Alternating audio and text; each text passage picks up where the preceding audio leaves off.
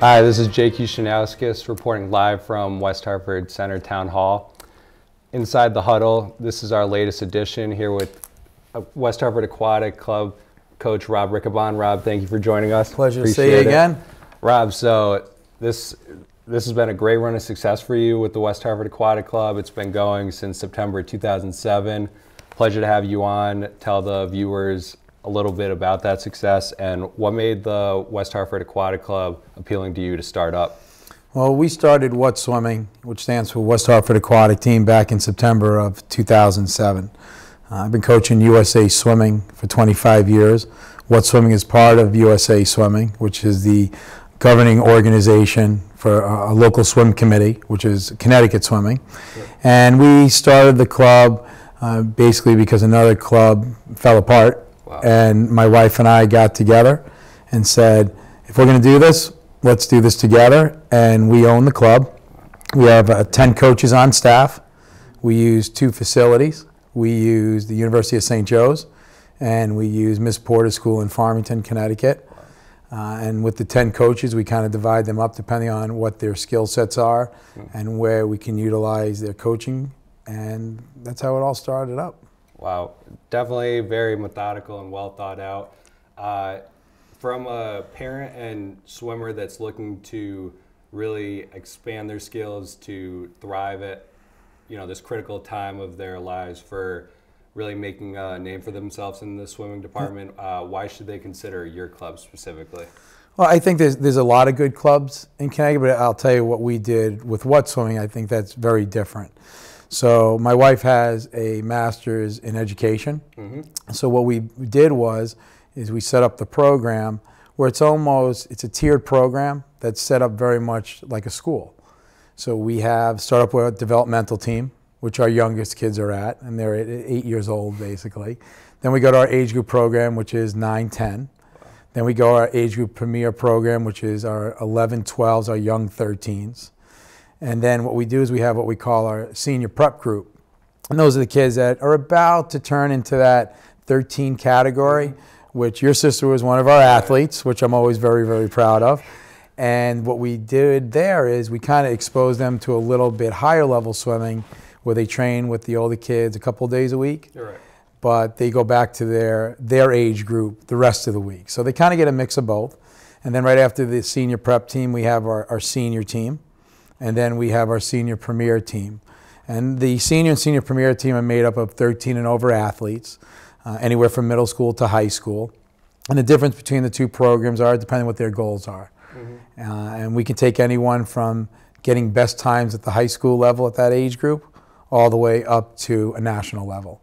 And one of the greatest things about swimming is that you can get a kid on your team at 8 years old and watch them grow up, basically, which is our joy, up to 18 years old, and then send them off to college. Wow, definitely. That is very rewarding and sounds like a great recipe for success. You talked about that, really guiding them throughout the process. What's something you feel is when you're able to take them from when they're 8 to basically graduating them into the real world, what's something you feel like you can give them for life lessons where the culture outside of the swimming aspect, like you definitely seem to have a very sound culture from getting to know some of your swimmers throughout the years.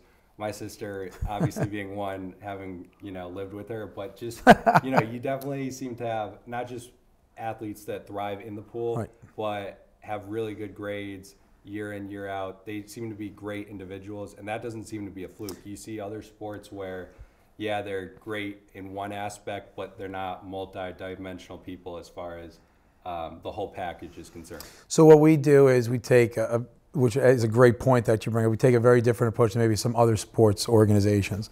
Our thing is to develop a great person first. Mm-hmm. We want a great person, a great individual, someone that is going to be contributing to their community.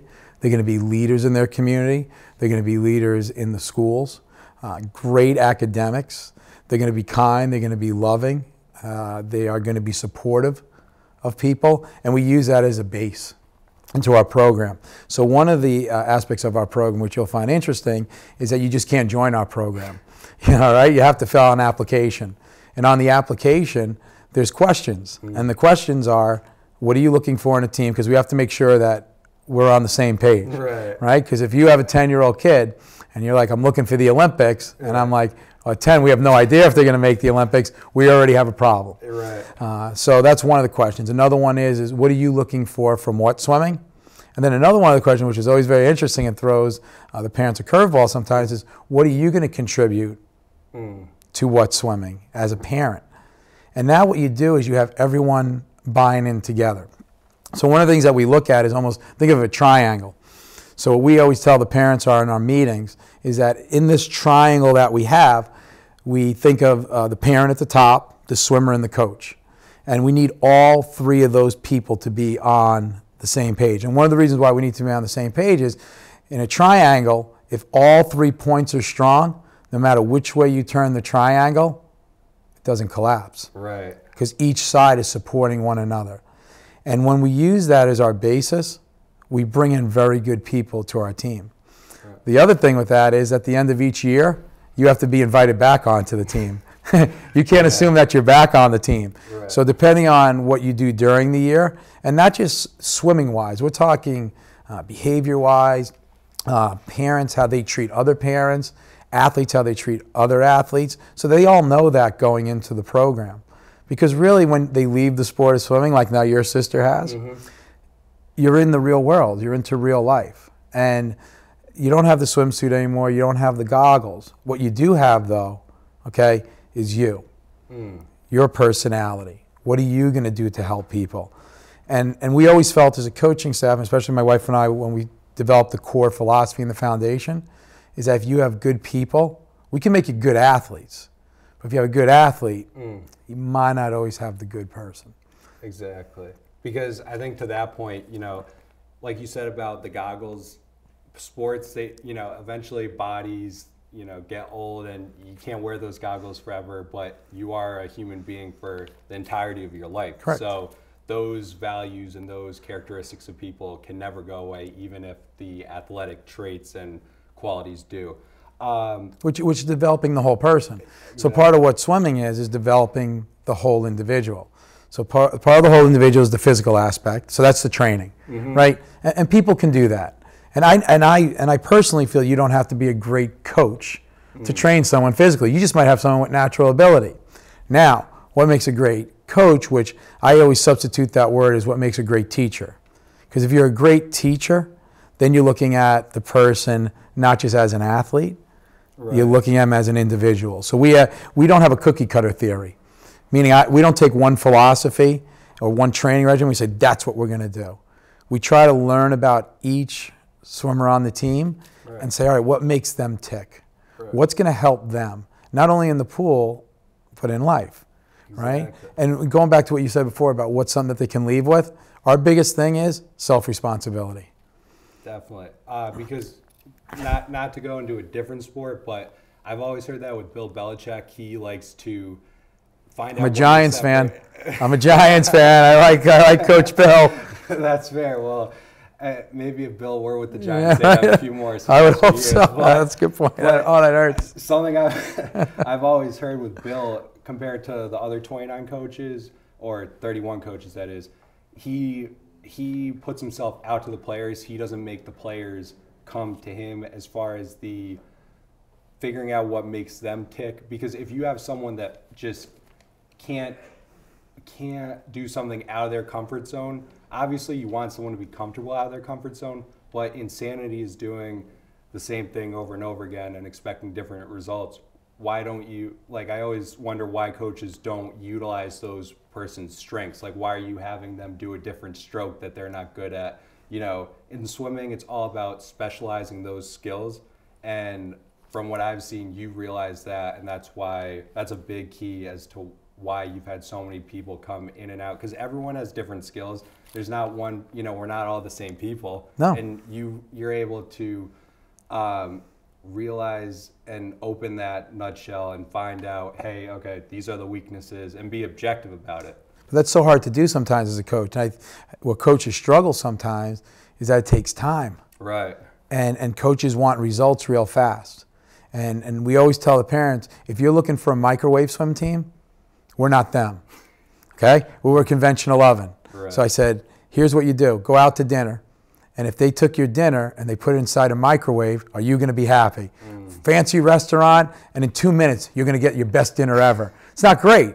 Microwave meals are okay, but they're not great. Now, I go to a nice restaurant and we're sitting down, and it's 2.5, 3 hours for a nice dinner, fresh vegetables, good steak, right? Yeah. That's what I'm looking for. Yeah. And I said, that's what it takes with us as our team. We're not a microwave team. If you're looking to come here and get fixed in 1 month, it's not going to happen. Yeah. But if you're willing to invest time and energy and self-responsibility, and you're going to love what you do, you're going to love your teammates around you, you're going to love the organization, well, that's Convention 11. That's going to take a little longer. That might take 2-3 years. But we're going to get you there. And we look at it in that respect. We're not looking for the short-term success. We're looking for long-term success. And coaches have a tough time with that because they're all about wins and losses. And that's a tough way to do it. But if you're going to build a great culture and you're going to build great individuals that when they leave the sport, they're going to sustain the core values that you give them, that's what we're looking to do. Exactly. Tell me some of the memorable team bonding experiences you guys have over the years. Doesn't have to be even recently, even though I'm sure you can attest to having some great team moments, but just some great team bonding moments that, when they happen years from now, like say they happened 4 years ago, you'll be able to take them, and you can imagine the swimmers taking them and remembering them for as long as they can. Sure. So we 2 years ago we traveled down to Florida. We took 20 athletes down to a meet down in St. Petersburg, Florida, and no parents. Wow. Okay, it's myself and a female assistant coach. 20 athletes on a plane when we go down there for 1 week. Wow. I told them that regardless of how we swim, it's what we do together collectively as a family. And what's on your shirts, this is your family, and what we do to represent them. And then what do you do to represent your own family? And what are you doing to represent your coaching staff? So we go down on the plane, have a great meet, we come back. As I'm getting off the plane at Bradley, talk about team bonding moments, I'm stopped by the stewardess. So right away, what am I first thinking? Yeah. This is not going to be good, right? And she says, do you have a minute? You're the head coach of this team. I go, I am. She says, I just want you to know that I've been doing this route for almost 8 years. Wow. And I need you to know that this is one of the most polite, courteous, and kind group of young adults that I've ever met. And I shared that with our team. And I said, that is team, that is family, that is bonding, that is everyone supporting one another, because your behavior determines maybe my behavior. The way I act determines the way someone perceives you, because we're all one at that time. And I said, to me, that's what it is. Right. That's what it's all about. We had another great team bonding moment where we had a family member. I call them family members because that's what they are to us. But we had a swimmer that lost his mom. His mom passed away from cancer. Was a teacher here in town. Wow. And our kids got together, and he was of the Jewish faith, and we went to a shiva, and I've never been to one. And we learned about what a shiva was, and we talked to the kids about what it was going to be like to go to this type of event. And they all showed up well-dressed in their team warm-up, their jacket, to go and support one of their own teammates. Right. That has nothing to do with swimming. Correct. Doesn't have anything to do with the pool, but it has to do with people. Exactly. Because, no, to that point, he lost a very significant member of his family, and he relied on the swimming family to be there for him. And if it weren't for swimming, who knows where he would have turned to. And it's really gratifying to hear, such stories of him being able to lean on an extended family. Speaking of distractions, positive distractions, I know for kids, they have a lot on their plate with, sometimes relationships at school aren't going well, especially in the adolescent area of life. Obviously grades. Going through school myself, I know school can definitely be a kick in the rear end at times. For you yourself, though, you're in the police force. You can sometimes have rough days, sometimes have good days like the rest of us. Talk to me about the distraction for you personally that swimming can provide? Like if you have a long day of work, you know, sometimes 365 days a year we're not feeling it, but the joy it can bring to you to see how, you know, these people who you work in day out is really extended family members can bring a smile to your face. Absolutely. So I have 16 and a half years on the West Hartford Police Department, 25 years of coaching. It's a lot of service to individuals. And every day you go into one of those positions, you're dealing with somebody's problems. Right? So in the community, you're dealing with individuals' problems within town. You're trying to help people through that tough day maybe for them. And now for your athletes, you said, I coach basically the older swimmers, 13 to 18, but I touch all the groups, and I got to get down to them because I want to know what they're doing. But in high school, you know, what are you dealing with? Yeah. SATs, ACTs, junior prom, senior prom, lifeguard training, driver's permit, driver's test, college application. It's a lot. Everything's speeding up. It's so fast, and you have to catch up to it. So when I have a tough day at work sometimes, I go in, and I tell this to my athletes all the time. I learn from them as much as they might learn from me. They teach me things about life sometimes that maybe I've become cynical to, maybe I take for granted. And what they do is they almost hit a reset button. And they go, wow, you know what, I got to get back to that. I got to get back to my roots.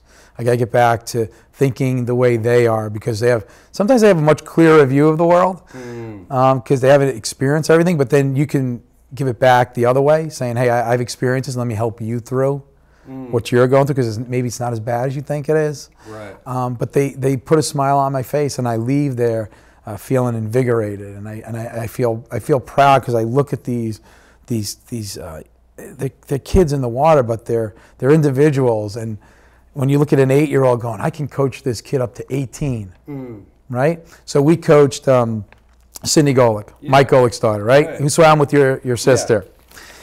And he's been in professional sports, right? Did Mike and Mike, now it's, right, Golick and Wingo, and now he's got his son. Okay? So one of the things that he said was, and it really hit me hard when he told me, he goes, outside of my wife and I, he goes, you and your wife has been in my daughter's life almost the longest. Right. I'm like, wow, like that's an influence. And I remind our coaching staff every year, don't take that for granted. You know, the parents on our team give us the greatest gift. And that gift is going to be the trust of their child in our hands. Right. No, that's... What greatest gift can you get? You're giving that to an individual. That's so true, especially because, you know, that, like you said, the triangle, that trust and commitment from both the coach to the parent to the athlete is there. And that's, like you said, it really comes full circle. When you look at, you know, you said 13 to 18 is your age range where you really specialize. So, you know, every 5 years you completely rotate out the kids that already went through the system with new kids. You know, different people, different personalities. How are you able to really understand what each person is about and what really motivates you to keep going year in, year out? Because do you ever wonder, like, what motivates me?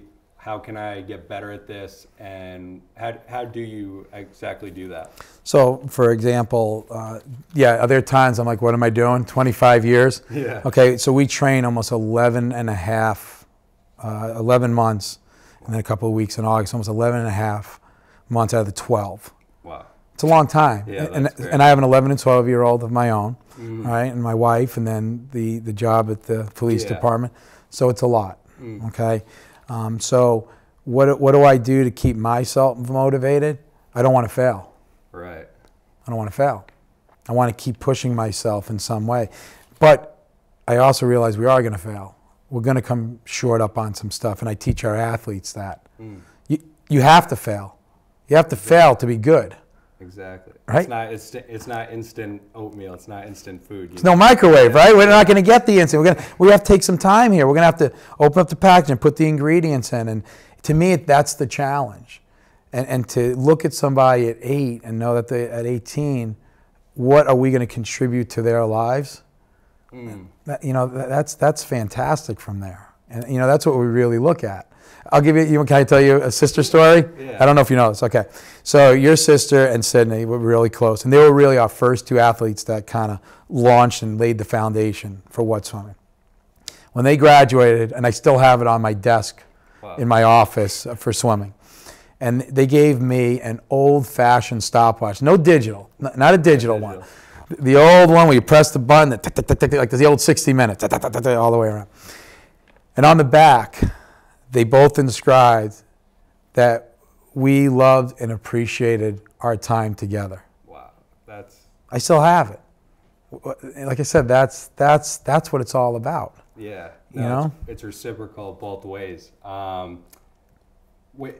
When What Swimming started, there were, I believe, when I was talking to Katie, your wife, the other day, she was saying there were a handful of kids, maybe a dozen or so. What do you think led to basically being extrapolated times 10 to where it is now, where there's 150? How do you think that movement got to this point?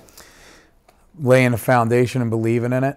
Yeah. And when people are telling you that's not going to work, that fuels me. And that might not be normal, but I like that. I want you to tell me I'm not going to succeed, because then I'm going to work harder. Right, and I'm assuming you want that, with your swimmers. Oh, we instill that in them. Yeah. Listen, we're going to push you. Okay, so which might take some parents off guard at times, because I tell them at parents meetings, your kid will fail.